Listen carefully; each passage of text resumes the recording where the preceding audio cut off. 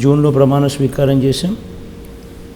I think if my memory is right, I think by August we had volunteer system up and running.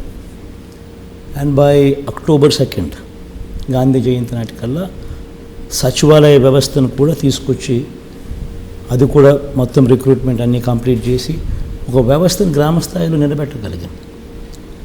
ఈ వ్యవస్థల ద్వారా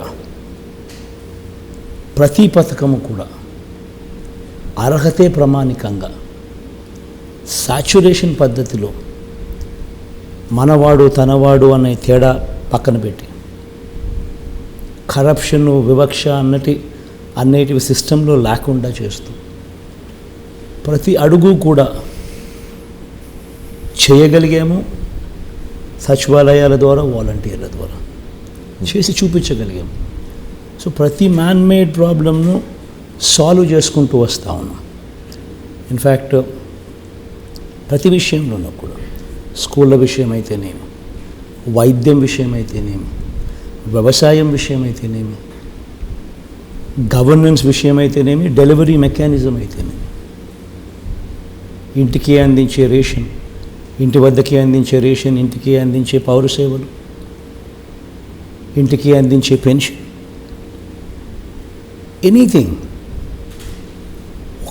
ఒక సమస్య, ఆ సమస్య ఎందుకు వచ్చింది అని థరోగా దాన్ని సొల్యూషన్ వెతుకుతూ మేనిఫెస్టో తయారు చేసాం.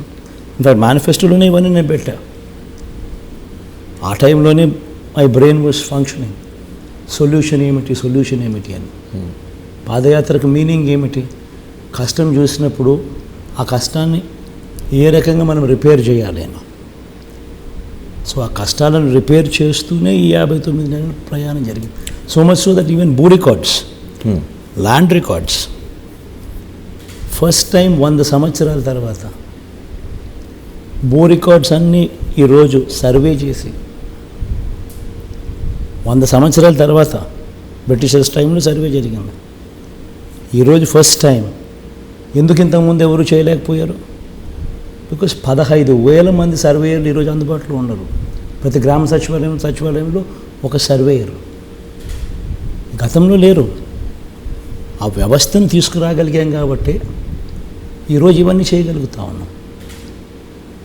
రికార్డ్స్ మొత్తం అప్డేట్ అవుతూ ఉన్నాయి. సబ్ డివిజన్స్ జరుగుతూ ఉన్నాయి. మ్యూటేషన్స్ అప్డేట్ అవుతూ ఉన్నాయి. సబ్ డివిజన్స్ అప్డేట్ అవుతూ ఉన్నాయి. సర్వే మన కళ్ళ ఎదుటే రైతుల సమక్షంలోనే సర్వేరాళ్ళు పాతి సర్వేలు చేయించి పట్టాలు ఇస్తూ ఉన్నారు. ఆ డాక్యుమెంట్స్ వాళ్ళ చేతికి హ్యాండ్ ఓవర్ చేస్తారు.